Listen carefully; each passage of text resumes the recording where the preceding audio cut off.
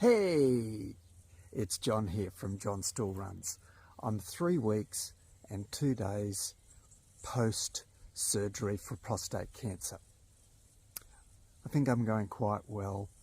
This morning I did a 5-kilometre walk that had a little bit of running in it. Now it's probably a little bit early to run if you've had major surgery, but I felt comfortable. There was no pain. There may be other issues which we might talk about a little bit later, but the effort was very easy and very enjoyable. So what did this walk run look like? Well, I guess you could say it was in the style of Fartlek, which is of course a Swedish word meaning speed play, used for almost 100 years by running coaches. We might talk a little bit about the history of Fartlek later in this video. So what did I do this morning? Well, over 5 kilometres I managed to maintain an average pace. So on my watch, which is not on my wrist at the moment, I put a screen that had pace and average pace. And my goal was to maintain an average pace of 8:20 minutes per kilometre. So I started running. Actually, I started walking and at a quick pace. Then gradually the pace was slower than 8:20s, of course. I would start a little jog, which got the average down to 8:20. And then I'd start walking again, and that would creep up, and I would start running again and bring it down to 8:20. By the end of the 5 kilometres, I maintained, I probably run 100 metres 10 times, possibly more.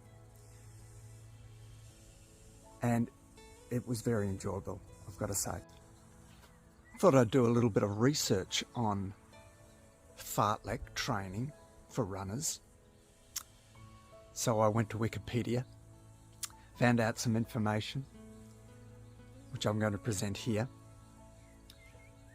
The interesting thing is it's been used for a long time. And I had a bit of knowledge about Fartlek history, having been a little bit of a sport historian, amateur sport historian. It stems way back to the 1930s. Let's have a look at the various exponents of Fartlek. So this dude here, Gustav Holmer, he developed Fartlek in the 1930s. He's a Swede. He was the Swedish national running coach, and he's pretty upset that in the previous decade the Finns, the Finnish runners, particularly Paavo Nurmi, were dominating, and he devised this training, a faster than race pace training, concentrating on speed and endurance training.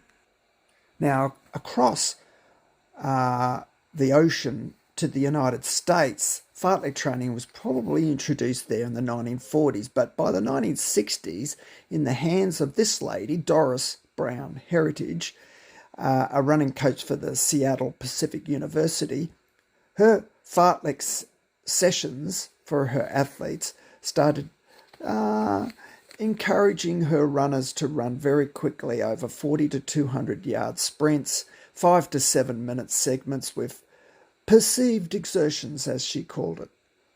Her team did very well. And across the ocean again, in the 1950s and 1960s, this guy, Percy Cerruti, who was a very interesting man, perhaps eccentric, he could be described as. He coached a very famous Australian runner by the name of Herb Elliott, who won Olympic gold medals and broke world records. Percy Cerruti, his fartlek training had a lot of sand dunes and a lot of sprints up those very steep hills, along dirt roads and the seashore.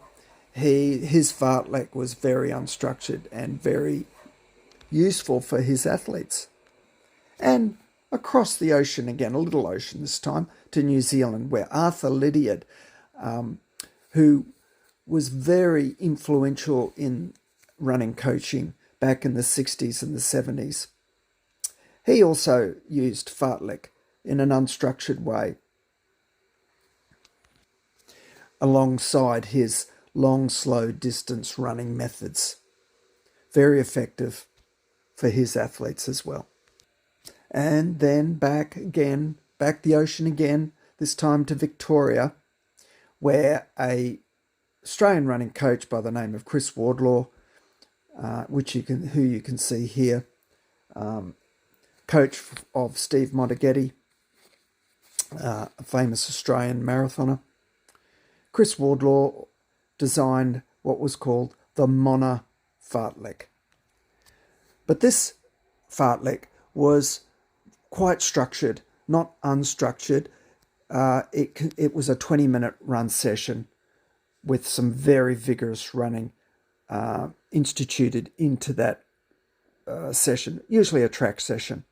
Very challenging, and most runners who've tried the Mona fartlek can testify to how hard it is. Now, if we go inland a little bit to the town of Dubbo, you can see this running coach, this guy, actually not famous at all, but he tries his best. And this morning he did a average pace fartlek. So perhaps you could use the average pace fartlek session in your running training. Decide on an average pace that's not too difficult, not too challenging. Then structure a run where you base the pace around that number. It could be that you'll do a little bit of walking, a little bit of running, a little bit of faster running, but come back to that average pace, which you'll have on one of the screens on your watch, which you can keep an eye out on. You might find it's a good session. It's going to improve your aerobic and anaerobic capacity systems. So, average pace fartlek. Is it new? Probably not, but it's something I tried this morning and I think I will try again.